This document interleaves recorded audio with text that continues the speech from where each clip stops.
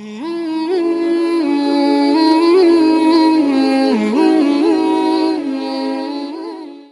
যে মাসটিতে অবস্থান করছি সে মাসটির নাম হলো রজব মাস। কি মাস?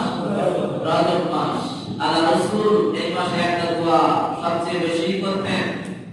আমরা গত জুমায় শুনেছি, আল্লাহুম্মা বারিক লানা ফি রজবিন ওয়া শাবান ওয়া বাল্লিগনা রমাদান। আল্লাহ রজব এবং শাবানে বরকত আমাদের সকলের ভাগ্যে নসিব করে দাও এবং এই রজব মাস পর্যন্ত যখন হায়াতের জিন্দেগিতে বাঁচিয়ে রেখেছো, ওয়া বাল্লিগনা রমাদান, রমজান মাস পর্যন্ত আমাদেরকে পৌঁছে দিয়ে ধরে সুবহানাল্লাহ। সেই রহমতের মাস, মাগফিরাতের মাস, যে মাসে একটা নফল ফরজের সমতুল্য হয়ে যায়, একটা ফরজ 70টা ফরজের সমতুল্য হয়ে যায়, সেই মাস আমরা চাই কি চাই না? যারা বলে চাই কি চাই না? আল্লাহ রাসূল এই দোয়া করতেন, বাল্লিগনা রমাদান। আল্লাহ এই পর্যন্ত যখন বাঁচিয়ে রেখেছো, ওই রহমত, বারকত, নাজাতের মাস আমাদের ভাগ্যে নসিব না করে যেন আমাদের কবুল দিও না। আল্লাহ পাকের কাছে আমরা সেই দোয়া করি, সবাই বলি আমিন। আমিন। সম্মানিত ভাইরা, এই মাসটা অত্যন্ত মর্যাদাপূর্ণ, আমাদের কাছে অত্যন্ত গুরুত্বপূর্ণ, কারণ এই মাসে আমাদের প্রিয় নবী হযরত মুহাম্মদ রাসূলুল্লাহ সাল্লাল্লাহু আলাইহি সাল্লাম সাত আসমান ভেদ করে আরশে আযিমে আল্লাহ রাব্বুল আলামিনের সাথে গিয়ে দিদার লাভ করেছিলেন। এরকম ঠিক কি না? এই পৃথিবী হযরত আদম আলাইহিস সালাম থেকে শুরু করে আমাদের নবী পর্যন্ত, শেষ নবী পর্যন্ত যত নবী পৃথিবীতে আগমন করেছেন, সমস্ত নবী চেয়েছেন আল্লাহর সাথে সাক্ষাৎ করার জন্য, তাকে দেখার জন্য, তার সাথে তার দিদার লাভ করার জন্য, কিন্তু কোন নবীর ভাগ্যে নসিব হয় না। মুসা আলাইহিস সালাম বলেছিলেন, রব্বি আরিনি, আল্লাহ আমাকে একটু দেখা দাও, তুমি কেমন? তোমার কালেমা দেওয়া সারা জীবন দিয়ে গেলাম, তুমি কেমন আমাকে একটু দেখা দাও। আল্লাহ পাক দেখিয়ে দিলেন, লান তারানি ওয়াশিদ কালাউ মুসা, দুনিয়ার এই চক্ষু দিয়ে আমাকে দেখতে পাবে না। কিন্তু আমার নবী, আপনার নবী, বিশ্ব নবী, আল্লাহ রাব্বুল আলামিনের কাছে আমার আপনার পেশ করে নাই, তবু আল্লাহ রাব্বুল আলামিন আমার নবীকে নিজে আশীর্বাদ দিয়ে দাওয়াত দিয়েছেন। সুবহানাল্লাযী আসরা বিআবদিহি, জিকার করে সুবহানাল্লাহ। আমাদের নবী কি করেন? দোয়া করেন, আল্লাহ আমাকে দেখা দাও, কিন্তু আল্লাহ স্বয়ং নিজেই আমার নবীকে দাওয়াত দিয়ে আরশে আযিমে নিয়ে গেছেন, তার দিদার দাওয়াতের নজরে সুবহানাল্লাহ। আমরা কর্তব্য উম্মত, যে নবী জান্নাতের দরজা না খুললে অন্য নবীরাও জান্নাতে প্রবেশ করতে পারবে। আমরা সেই নবীর উম্মত, যে নবীর উম্মতেরা জান্নাতে প্রবেশ না করলে অন্য নবীর উম্মতেরাও জান্নাতে প্রবেশ করতে পারবে না। এজন্য এই মাসটা অত্যন্ত গুরুত্বপূর্ণ। এই মাসে আল্লাহ রাব্বুল আলামিন তার প্রিয় হাবিবকে নিজের দাওয়াত করে আরশে আযিমে নিয়ে গিয়েছিলেন। আরশে মিরাজে রাসূল গিয়েছিলেন। কাছ থেকে আমরা জানি রাসূলুল্লাহ সাল্লাল্লাহু আলাইহি সাল্লামকে আল্লাহ পাঁচ ওয়াক্ত নামাজ উপহার দিয়েছিলেন। পাঁচ ওয়াক্ত নামাজ রাসূল মিরাজ থেকে নিয়ে এসেছিলেন। পাঁচ ওয়াক্ত নামাজ ছিল হাদিয়া, কিন্তু আল্লাহ রাসূলকে পাঁচ ওয়াক্ত নামাজ দেওয়ার জন্য কোনো মিরাজ হয় না। কোনো মিরাজ পাঁচ ওয়াক্ত নামাজের জন্য হয় না। যদি বলেন নামাজের জন্য হয়েছে, হজের জন্য তো হয় না, যাকাতের জন্য হয় নাই, রোজার জন্য হয় নাই, সুতরাং নামাজের জন্য মূলত মিরাজটা হয় নাই। মিরাজটা হয়েছিল এই কারণে যে আল্লাহ রাসূল অল্প কিছুদিনের ভিতরে যে মক্কা ছেড়ে মদিনায় যাবেন, সেখানে আল্লাহ রাব্বুল আলামিন তাকে মদিনা রাষ্ট্রের রাষ্ট্রপ্রধান প্রেসিডেন্ট পাঠাবেন। সুতরাং সেই ইসলামী স্টেট, ইসলামী রাষ্ট্রটা কেমন ভাবে আল্লাহ রাসূল পরিচালনা করবেন, তার মূলনীতি কি হবে, তার সংবিধান কি হবে, আল্লাহ তাআলা রাসূলকে কাছে রেখে সেই প্রশিক্ষণ দিয়ে 14 দফা মূলনীতি আল্লাহ পাক বনি ইসরাইলের ভিতরে নাযিল করেছিলেন। সুবহানাল্লাহ। কত দফা মূলনীতি? 14 দফা। সংবিধানের কয়টা দফা? 14টা দফা। আল্লাহ রাব্বুল আলামিন জানিয়ে দিলেন, নবী আপনি মক্কা ছেড়ে মদিনায় যাবেন, সেখানে গিয়ে আপনি নতুন একটা ইসলামী রাষ্ট্র কায়েম করবেন। আপনাকে আমি প্রেসিডেন্ট বানাবো। নবী ওই রাষ্ট্র কিভাবে পরিচালনা হবে, কিভাবে করবেন, এজন্য আমি আল্লাহ রাব্বুল আলামিন আপনাকে আশা থেকে ডেকে ট্রেনিংটা দিয়ে দিলাম, আর সাথে 14 দফা মূলনীতি আপনাকে দিয়ে দিলাম। এই 14 দফা মূলনীতি অনুযায়ী আপনি রাষ্ট্র পরিচালনা করবেন। সেই 14 দফার মূলনীতি প্রথম দফা হলো অক্কাদা রাব্বুকা আল্লা তা'বুদু ইল্লা ইয়্যা। চিৎকার করে বলেন সুবহানাল্লাহ। 14 দফার মূলনীতি প্রথম মূলনীতি হলো, এক নম্বর, নবী আপনি যে মদিনা রাষ্ট্রের রাষ্ট্রপ্রধান হবেন, আপনি যে প্রেসিডেন্ট হবেন, নবী আপনার রাষ্ট্রের সংবিধানের প্রথম মূলনীতি হবে অবুদু।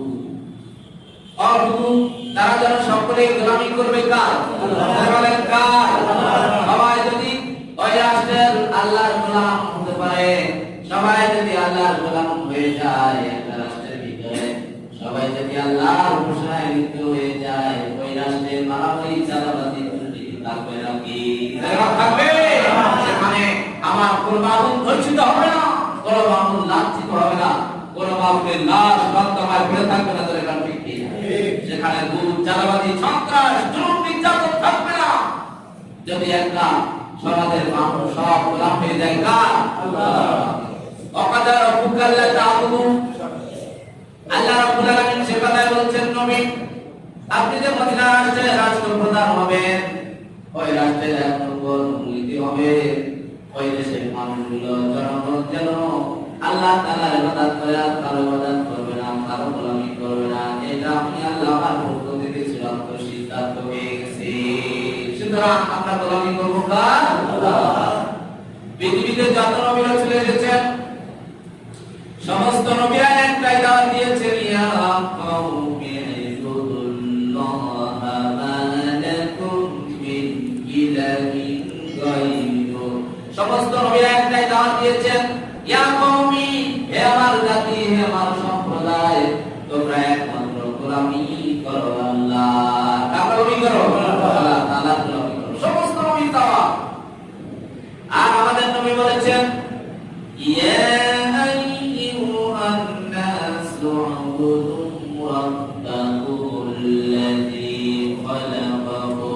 والذين من قبلكم لعلكم تتقون।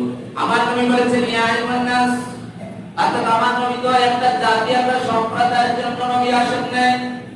আমার নবী হলো বিশ্ব নবী। কিয়ামত পর্যন্ত যত মানুষ আসবে, যত সম্প্রদায়, যত গোত্র আসবে, শুধু আরব না, শুধু ভারত না, শুধু বাংলাদেশ না, যত দেশ আছে পৃথিবীতে, সমস্ত দেশবাসীর জন্য, সমস্ত মানুষের জন্য আমার নবী বিশ্ব নবী। এজন্য নবী দিয়া কওমি বললেন না, বললেন ইয়া আইয়ুহান নাস, হে মানব জাতি, হে মানব মণ্ডলী, তোমরা আল্লাহ তাআলার গোলামি করো যিনি তোমাদেরকে সৃষ্টি করেছেন। ওয়াল্লাযীনা মিন ক্বাবলিকুম, এবং তোমাদের পূর্বে যত মানুষ এসেছে সকলকে যে আল্লাহ সৃষ্টি করেছেন গোলামি করো সেই আল্লাহ। সুবহানাল্লাহ। তাহলে গোলামি হবে কার? আল্লাহ। আল্লাহ রাব্বুল আলামিন বলেন, বান্দারে গোলামি করবা আমার।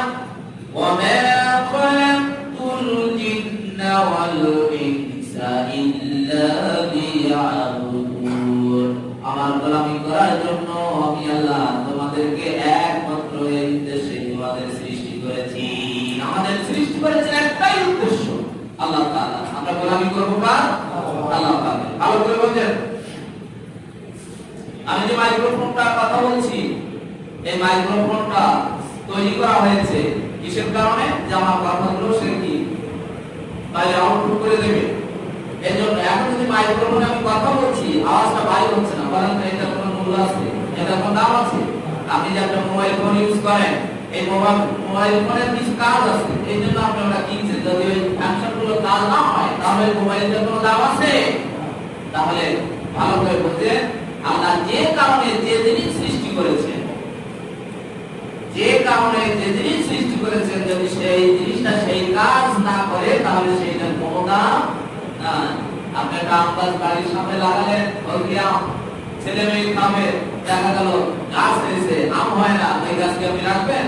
কেটে ফেলবেন, কেটে তক্তা বানাবেন, যাবেন। তাহলে বোঝা গেল আল্লাহ যে জিনিস সৃষ্টি করেছেন, অথবা মানুষ যে জিনিস সৃষ্টি করেছেন, সেই অনুযায়ী তার যদি কোনো কাজ না হয় তাহলে সেইটার কোনো দাম মূল্য নাই। ও আমার ভাইরা, একটু বিবেক দিয়ে চিন্তা করেন। আল্লাহ পাক বলছেন মা খালাকুল জিন্না ওয়াল ইনসা ইল্লা লিয়াবুদুন। বান্দারে, আমি তোমাদেরকে সৃষ্টি করেছি একমাত্র আমার গোলামি করার জন্য। এখন যদি আপনি আল্লাহর গোলামি না করে শয়তানের গোলামি করেন, আপনার কোনো চার পয়সা আল্লাহর কাছে দাম আছে নাকি? আছে? দাম নাই। আপনি দাঁড়িয়ে থাকবেন না, মাথায় টুপি দিবেন না, নামাজ পড়বেন না, রমজান রোজা রাখবেন না, কাজ করবেন না, যাকাত দিবেন না, আল্লাহর গোলামি করবেন না, আল্লাহর কাছে আপনার চালানোর পয়সা দাম নাই। কারণ আল্লাহ আপনাকে যে উদ্দেশ্যে সৃষ্টি করেছেন, আপনি তার উদ্যোগী করে নিজেকে বলতে পারেন না। কোনো দাম নাই, কোনো মূল্য নাই। আপনি জাহান্নামের জ্বলবেন না, কি হবে? জাহান্নামের ইন্ধন হবে না। আপনি কি দাম আছে আপনার? এজন্য আমার ভাইরা, সম্মান যদি পেতে চাই, দাম যদি নিজেদের বাড়াতে চাই, গোলামি করতে হবে কার? দেখবেন যারা আল্লাহর গোলাম, তাদের দাম আছে কি নাই? একটা রাষ্ট্রপ্রধানের যে মর্যাদা, এ যদি আল্লাহর গোলাম হয়ে যায়, তার চেয়ে আল্লাহ উচ্চ মর্যাদায় তাকে নিয়ে যাবে। আবু হানিফা যখন একটা শহর প্রবেশ করবে, সেই শহরের সমস্ত মানুষ রাস্তায় দাঁড়িয়ে গেছে, যে ইমাম আবু হানিফা আসতেছেন দেখার জন্য মানুষ পাগল হয়ে গেছে। ওই দেশের রাষ্ট্রপ্রধান আফসোস করে বলছে, আল্লাহ তাকে কি সম্মান দিয়েছেন যে আমি যখন কোন দেশে যাই, আমার জন্য কেউ এভাবে রাস্তায় দিনের সময় ঘন্টার পর ঘন্টা দাঁড়িয়ে থাকে। তাহলে সম্মান মর্যাদা আপনার আল্লাহর গোলামির ভিতরে, আল্লাহর গোলামির বাইরে আপনার কোনো দাম নাই, কোনো সম্মান নাই। এজন্য আমার ভাইরা, জীবনের সকল ক্ষেত্রে গোলামি করবো আল্লাহ। আমরা প্রতিদিন পাঁচ ওয়াক্ত নামাজে সূরা ফাতিহার ভিতরে সে কথাই আল্লাহকে জানিয়ে দিলাম, ইয়্যাকা না'বুদু ওয়া ইয়্যাকা নাস্তাঈন। আল্লাহ, তোমাকে জানিয়ে দিলাম আমরা তোমারই গোলাম, তোমার ইবাদত করি, তোমার গোলামি করি, আর তোমার গোলামি করি না। পাঁচ ওয়াক্ত নামাজে আমরা সূরা ফাতিহায় প্রত্যেক রাকাতে কানে হাত দিয়ে আমরা আল্লাহকে জানাচ্ছি, ইয়্যাকা না'বুদু, আল্লাহ তুমি আমাকে গোলামি করার জন্য সৃষ্টি করেছো। ইয়্যাকা না'বুদু, আমি তো তোমারই গোলামি করি, তোমার উপাসনা করি, আকার করি। বলছি কিনা নামাজে? আল্লাহ রাব্বুল আলামিন জানিয়ে দিলেন বান্দারে, নামাজের ভিতরে তুমি বলছো ইয়্যাকা না'বুদু, তুমি আমার গোলাম।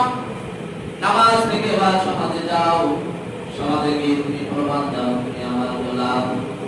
নামাজ ছেড়ে যখন সমাজে আসলাম, আমি প্রমাণ দিয়ে দিলাম আমি আল্লাহর গোলাম না, আমি হয়ে গেছি শয়তানের গোলাম। ঠিক কিনা? নামাজ পড়ে সুখায় এরকম মানুষ আছে কি নাই? এক হাজি সাহেবের গল্প আপনাদের মনে পড়ে যায়। এক হাজি সাহেব ব্যাংকে টাকা রাখছে, ওখান থেকে মাস মাস ইন্টারেস্ট পায়। এখন ইমাম সাহেব জিজ্ঞাসা করছে, হাজি সাহেব আপনি আপনার সংসার কিভাবে চলে? কাজ কাম তো করেন না, তাহলে এই যে টাকা রাখছি ব্যাংকে মাস মাস ইন্টারেস্ট পাই, তাই দিয়ে আমার সংসার চলে। কিন্তু আপনি হাজি সাহেব মানুষ মন্দিরের সভাপতি, এইভাবে সুদ খাচ্ছেন? হুজুর এত বোকা আমারে পাইয়েন না, আমি এত বোকা না, টাকা তো আমার নামে রাখি না, রাখছি বইয়ের নামে। কার নামে রাখছি? বইয়ের নামে। কত বড় বুদ্ধিমান! তাহলে নামাজ পড়ে শুধু খায়, এরকম নামাজে আছে কি নাই? নামাজ পড়ে আমার ওজনে কম দেয় ব্যবসায়ী, এরকম মানুষ আছে কি নাই? জেরবালে আছে কি নাই? নামাজ পড়ে ওজনে কম দেয়, নামাজ পড়ে আবার জমি আইন ফেলে, নামাজ পড়ে আবার শরীরে হক ফাঁকি দেয়, এরকম নামাজে আছে কি নাই?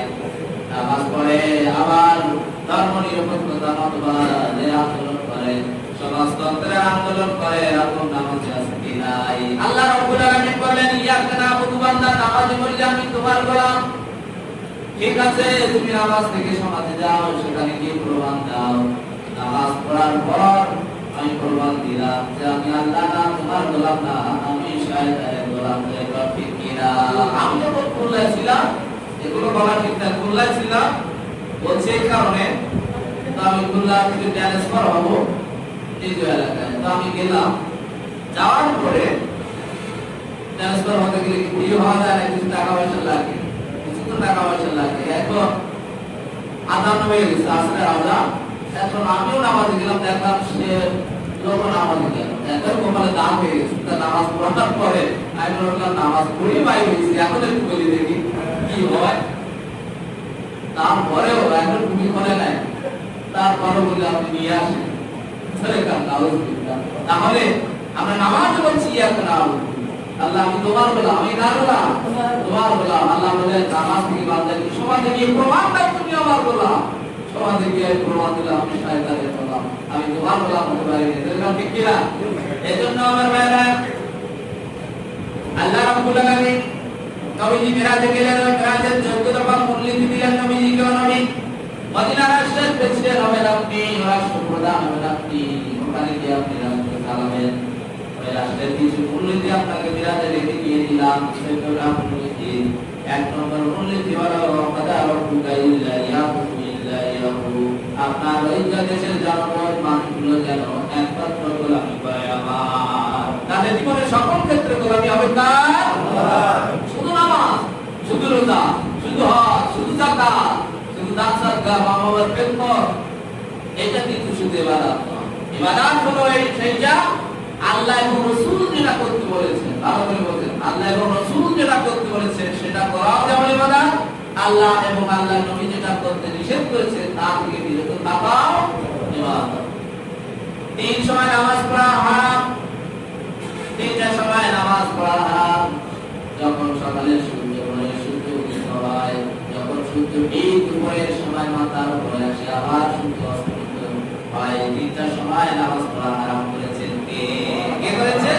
আল্লাহ। এখন আপনি যদি মনে করেন যে নামাজ পড়া খুব সওয়াবের কাজ, আপনি ওই তিনটা সময় নামাজ পড়তে দাঁড়ান, তাহলে সওয়াব হবে না? গুনাহ হবে।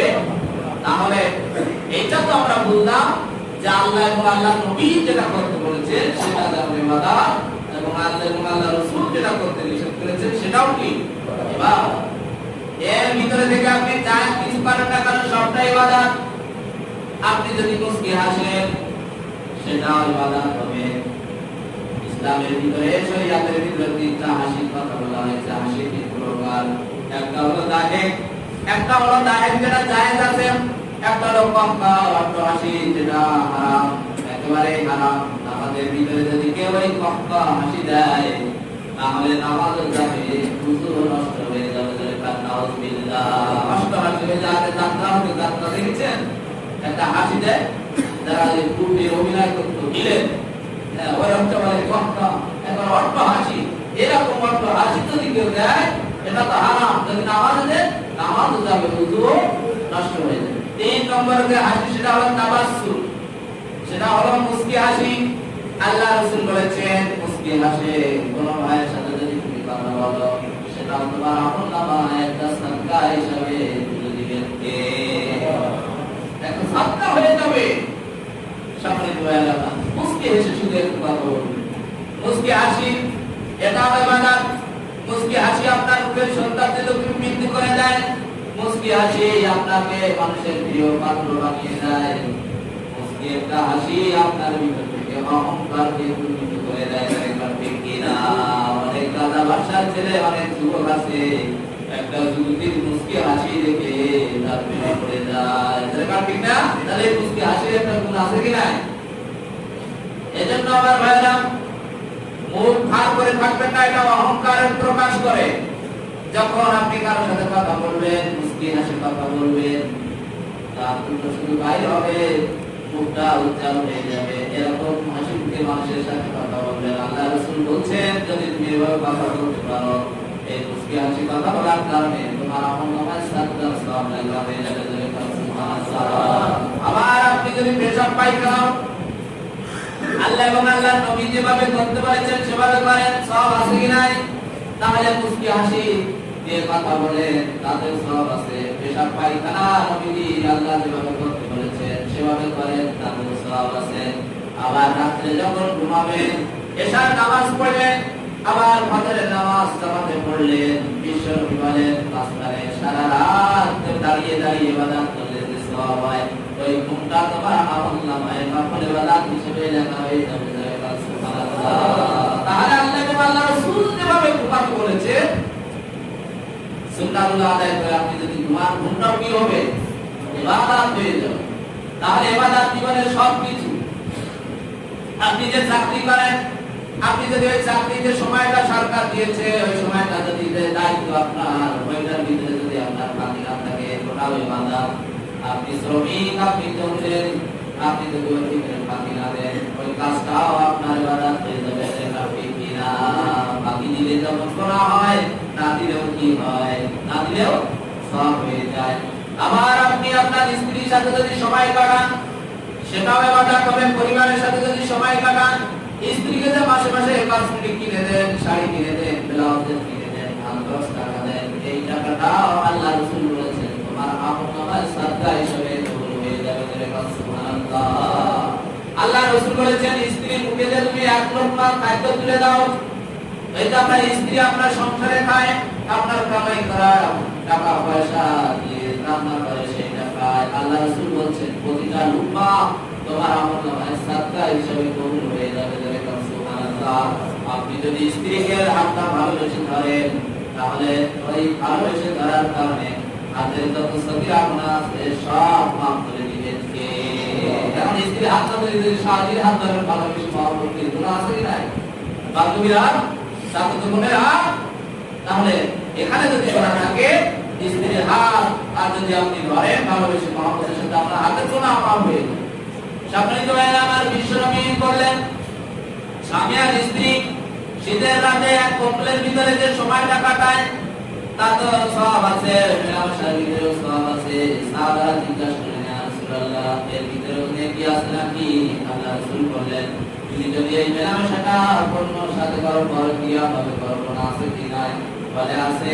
তাহলে হালাল বৈধভাবে আল্লাহর বিধান করলে এইটার ভিতরেও সওয়াব আছে। সুবহানাল্লাহ। এজন্য শুধু নামাজ পড়তে হবে, যাকাত দান সদকা মা-বাবার খেদমতে বাজার নয়। আপনি আল্লাহ রাসূলের নির্দেশ মতো যা কিছু করেন না কেন সবটাই কি?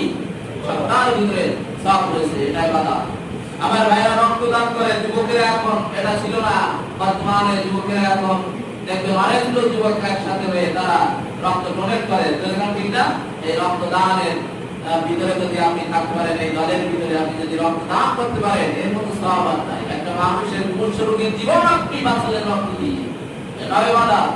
আপনি রাস্তার ধারে একটা গাছ লাগালেন, নিয়ে থাকলে এই গাছে যত পাখি উড়বে, এই গাছের ফল পাবে, যত পক্ষী শান্ত হবে, এই গাছের ছায়া উঠবে, ওই গাছ থেকে যত পাখি ফল পাবে, যত মানুষের ছায়া উঠবে, সমস্ত সবগুলো আপনারা নামে লিখে দিবেন। এটা তো সবটাই ইবাদত। আপনি যা করতে পারেন না কেন, ইসলামের ভিতর থেকে সবটাই ইবাদত। আমার ভাইরা গাড়িতে যাচ্ছেন, গাড়িতে দেখবেন অনেক যুবক আর যুবতী তারা অশ্লীল গান বাজনা শোনে। আপনি যদি কোরআন তেলাওয়াতে সবটা আছে, মোবাইলে কোরআন তেলাওয়াতের অডিও আছে, আপনি যদি গাড়িতে বসে 1 ঘন্টা কানে লাগিয়ে কোরআন তেলাওয়াত শুনেন, সওয়াব আছে কি নাই? সেখানেও সওয়াব আছে। আপনি যদি ওয়াজ শোনেন, সেখানেও সওয়াব আছে। এভাবে যদি আপনি মনে করেন আমার 24টা ঘন্টা আল্লাহর ইবাদতের ভিতরে আমার কাটবে, শয়তানের ইবাদতের ভিতরে আমি যাব না, সেই সুযোগ আছে কি নাই? এজন্য আল্লাহ বললেন মা খালাকুল জিন্না ওয়াল ইনসা ইল্লা লিয়াবুদুন। বান্দারে, আমি তোমাকে সৃষ্টি করেছি একটাই উদ্দেশ্যে, যে তুমি আমার গোলামি করবা আর কারো গোলামি করবা না। এই গোলাম যদি আল্লাহ হতে পারে, তাহলে তার ভিতরে সরকার আছে কি নাই? আপনার দাম আছে কি নাই? আপনার মধ্যে আছে কি নাই? আর আপনি যদি আল্লাহর গোলামির ভিতরে না কাটাতে পারেন, আপনার বড় দাম। দুনিয়ার মানুষের কাছে কিছু দাম থাকতে পারে, কিন্তু আল্লাহর কাছে কিন্তু আপনার কোনো ভ্যালু নাই, কোনো মূল্য নাই।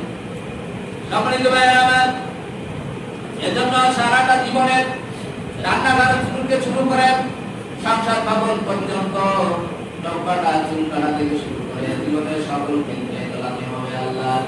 এবার আল্লাহ রাব্বুল আলামিন বলছেন, ও নবী, আপনি যে মদিনা রাষ্ট্রের প্রেসিডেন্ট হবেন, ওই রাষ্ট্রের 2 নম্বর গুণে লিখতে হবে অবিল ওয়ালিদাইনি ইহসানা। তো আপনার রাষ্ট্রের মানুষগুলো আমার গোলামি করার সাথে সাথে তার পিতা মাতার সাথে সবচেয়ে ভালো ব্যবহার করবে। তাই বলেন সুবহানাল্লাহ। এই অর্ডার কার? আল্লাহকে যে আল্লাহ দুনিয়ায় আমরা আসলাম, যে আল্লাহ নিয়ামতকে আমরা এই দুনিয়া সংসার এই সুখ শান্তি সব কিছু করছি, একটা ওসিলা আছে, সেই ওসিলা দ্বারা আমাদের বাপ এবং মা, তাদের মাধ্যমে তো আমরা এই দুনিয়ায় এসেছি। এজন্য আল্লাহ কত রহমত আমাদের উপর করছেন। দেখেন আল্লাহ পাক বলছেন, খবরদার বান্দা, আমার গোলামি করার পর তোমার মা বাবা যে তোমাকে ভূমিষ্ঠ করলো, দুনিয়ায় নিয়ে আসলো, আলো বাতাস দেখালো, নিজের জীবন শেষ করে তোমাদেরকে বড় করলো, মানুষ করলো, তাদেরকে যেন ভুলে যেও না। আমার অর্ডার এটাই যে আমার গোলামির পরে তোমরা মা বাবার খেদমত করো। সম্মানিত ভাইরা আমার, আল্লাহ রাব্বুল আলামিন যে মূলনীতি দিলেন মানবী ইসলাম রাষ্ট্রের প্রথম দফা হবে মানুষগুলো গোলামি করবে আল্লাহর, দুই নম্বর তারা মা বাবার খেদমত করবে। একবার চোখ বুজে তাকান, এই দৃশ্যটা দিকে একবার চোখ বুজে তাকান। মানুষগুলো যদি ভাবে আল্লাহর গোলাম হয়ে যায় আর পিতা মাতার অনুগত সন্তান হয়ে যায়, ওই সমাজে শান্তি আল্লাহর রহমত দিয়ে ভরপুর হয়ে যায়। ঠিক কিনা? থাকে না?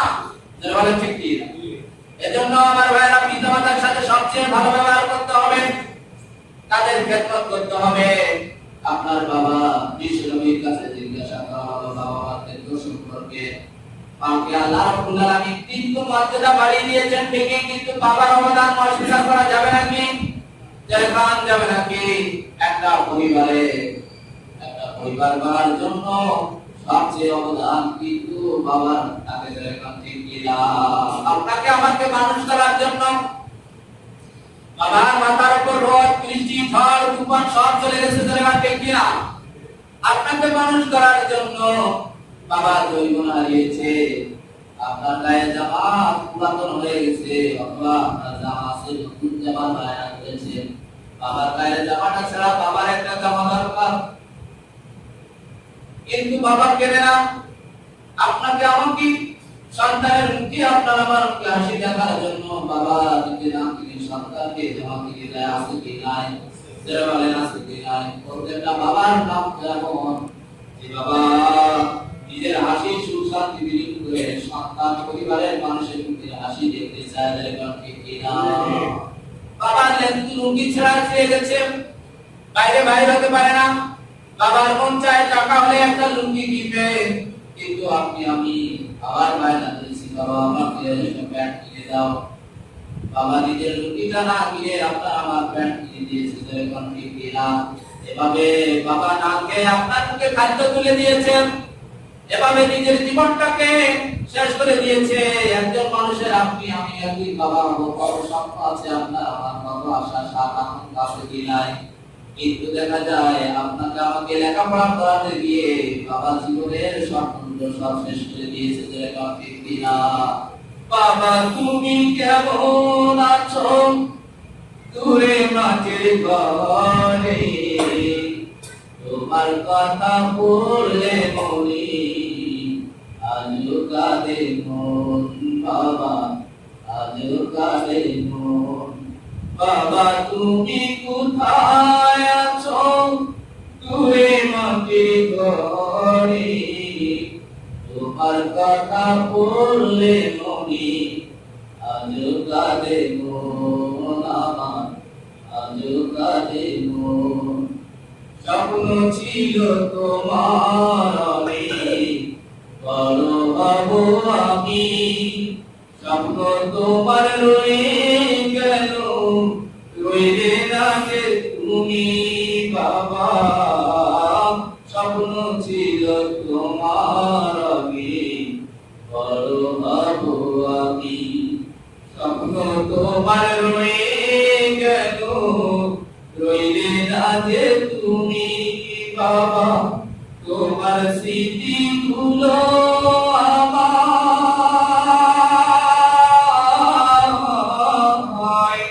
বাবা, তোমার স্মৃতি গুলো আমায় বাবা সারাক্ষণ। কোথায় আছো কেমন আছো জানি না, যেখানে থাক আমাদের বাবা যেন জান্নাত হিসাবে আল্লাহ কবুল করে নেয়। সবাই আমিন। তাদের জীবনের গুনাহগুলো যেন আল্লাহ মাফ করে দেয়। সবাই আমিন। আল্লাহ রাব্বুল আলামিন বলেন আমিন।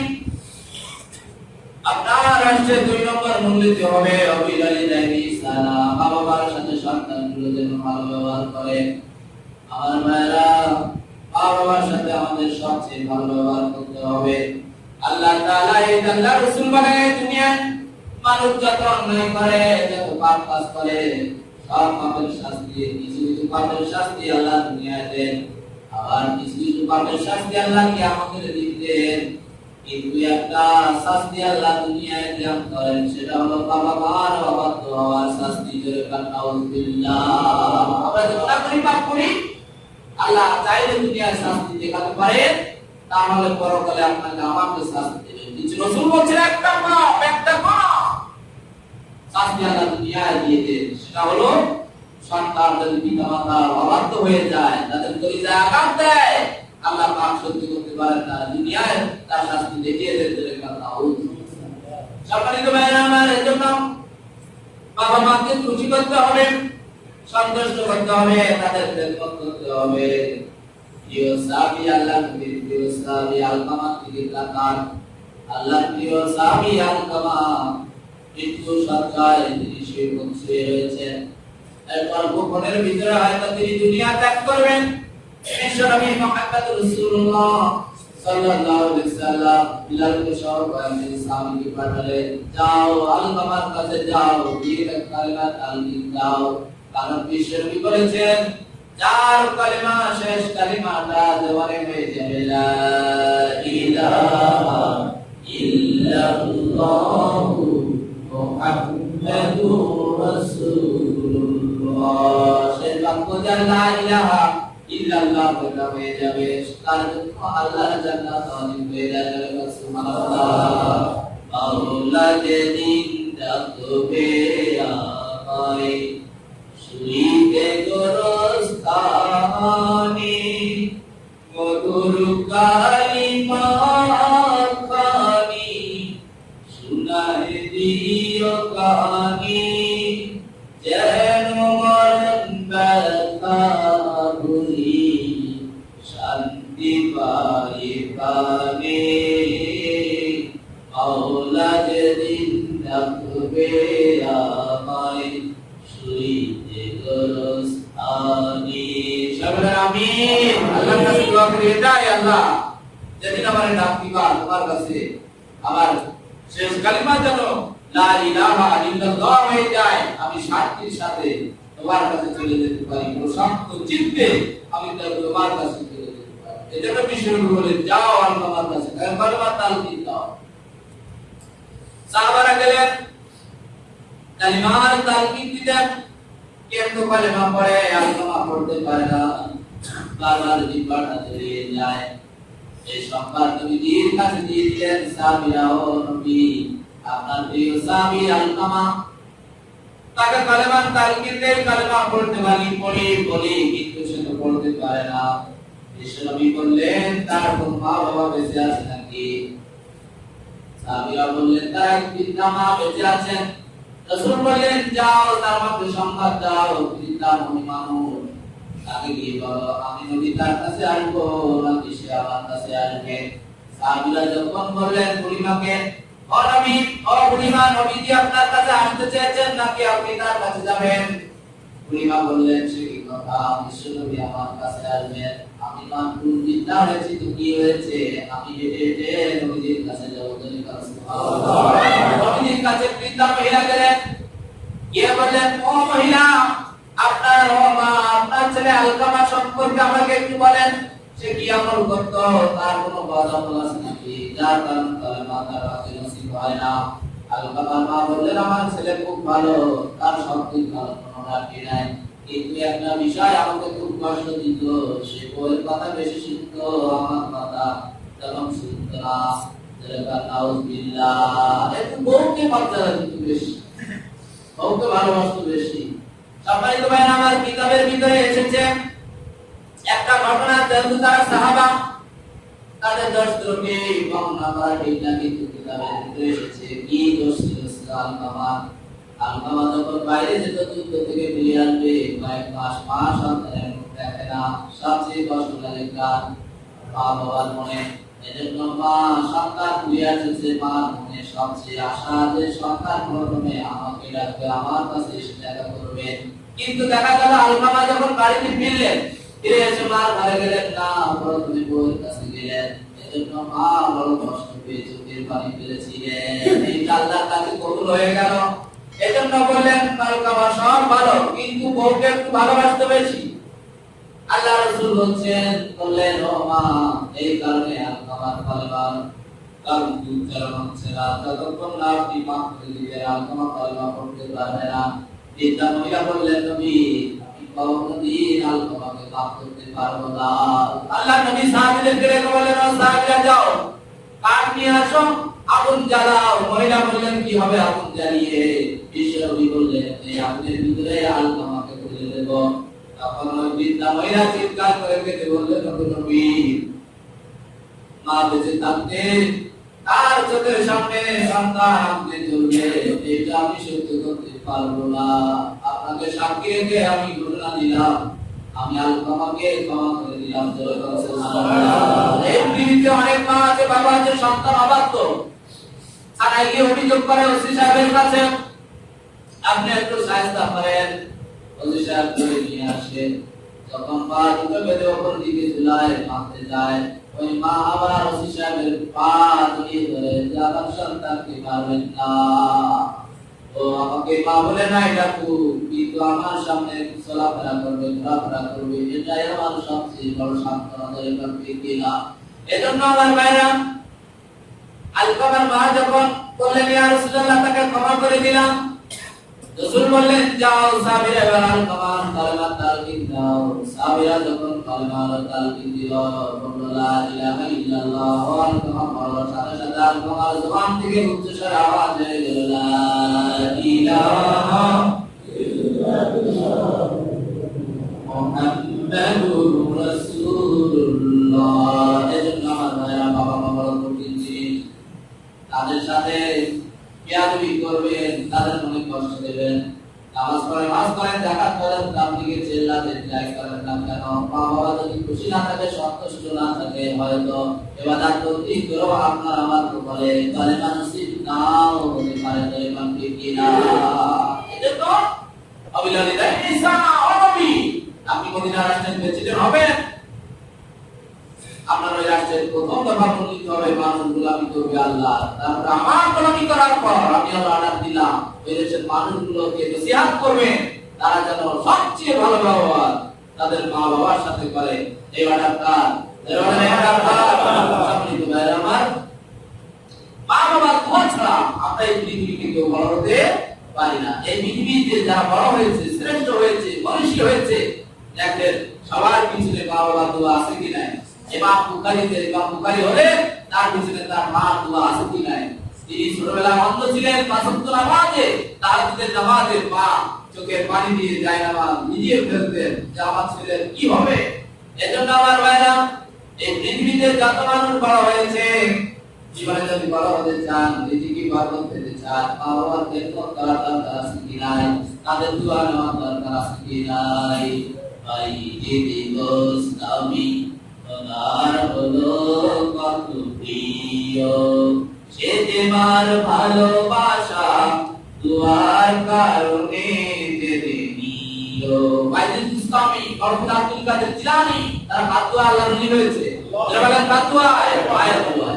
ভাই যে দিবস আমি তোমার হলো কত প্রিয়, সে তোমার ভালোবাসা দুয়ার কারণে জেনে নিও। মায়ের দুয়া পেলে খোদার রহম পেলে হবে তুমি জগৎ অনন্য, হবে তুমি জগৎ অনন্য। যারা ঠিক কি না? মা বাবা দোয়া ছাড়া আমরা কেউ কিন্তু বড় হতে পারবো না। তাই আমাদের মা বাবা যাদের বেঁচে আছে তাদের সাথে সবচেয়ে ভালো ব্যবহার করার জন্য চেষ্টা করবো ইনশাআল্লাহ। এবং মা বাবা যাদের কবরে চলে গেছে, দুনিয়াতে নাই, তাদের জন্য আমরা পাঁচ ওয়াক্ত নামাজে দোয়া করব, তাদের কবর মাঝে মাঝে আমরা জিয়ারত করব, তাদেরকে যেন আমরা ভুলে না যাই। এই কথাগুলো শুনলাম। আল্লাহ পাক আমাদের আমল করার তৌফিক দান করুন।